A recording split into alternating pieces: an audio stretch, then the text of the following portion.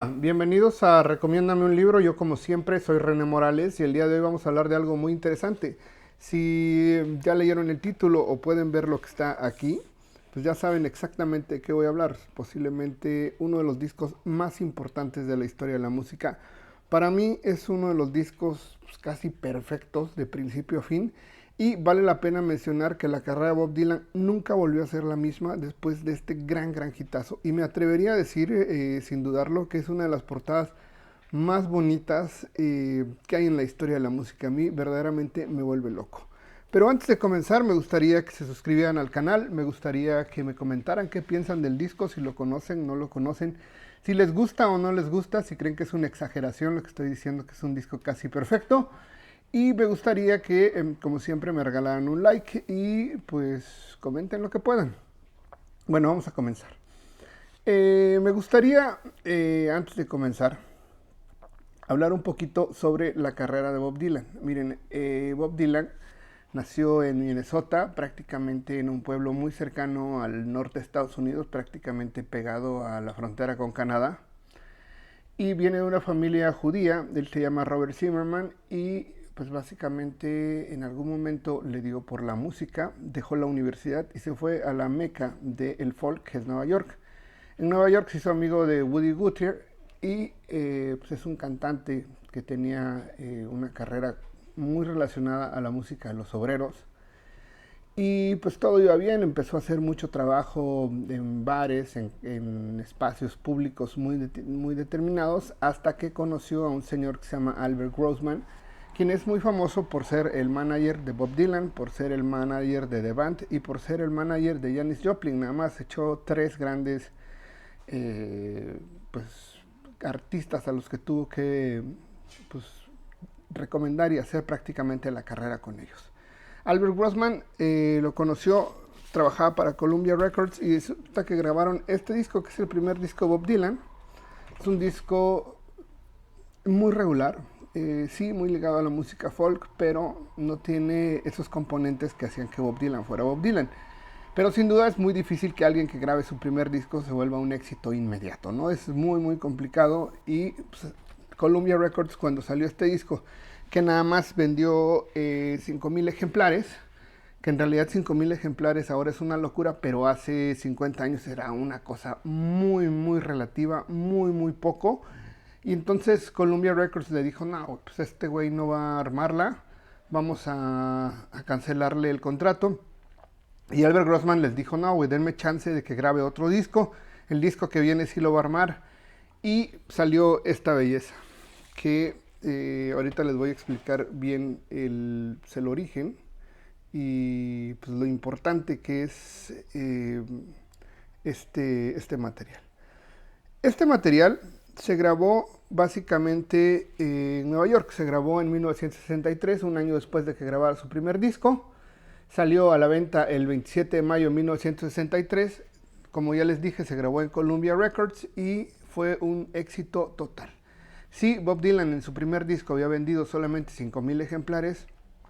Con The Freewheeling Bob Dylan ganó una popularidad brutal. Vendió más o menos entre Inglaterra y Estados Unidos 1,5 millones de discos y pues fue una locura. Miren, una de las cosas particulares que tiene este disco es la portada, que la portada es una portada icónica de la historia de la música. Y vale la pena mencionar que en la portada, como ya vieron aquí, sale una muchacha que se llama Susie Rotolo, que es la que está aquí. Perdón, pero me cuesta un poco. Susie Rotolo pues era una persona que vivía en Nueva York, que sus padres pertenecían al Partido Comunista y que básicamente ayudaron a Bob Dylan en una cosa muy particular. Le dieron sentido político a la música de Bob Dylan, porque este disco es un disco sí muy ligado al amor, pero también es un disco muy ligado a la política formal. Miren, por ejemplo, la primera canción se llama Blowing in the Wind, que es un éxito total, que creo que es el primer sencillo de este disco. Y pues sí, es un himno, digamos, de la comunidad hippie, La siguiente canción, que se llama Girl from the North Country, es un disco que habla, es una canción que habla formalmente sobre el amor que siente él por Susie Rotolo. Y Master of War es una canción que habla prácticamente sobre la posibilidad de la Tercera Guerra Mundial, porque tendríamos que decir que este disco se grabó prácticamente a principios de los años 60, cuando la Guerra Fría estaba en su momento más complicado. Y también tendríamos que decir que pues acababa de pasar el conflicto de los misiles entre Cuba y Estados Unidos, entre Rusia y Estados Unidos, y estaban prácticamente a punto de lograrse la Tercera Guerra Mundial.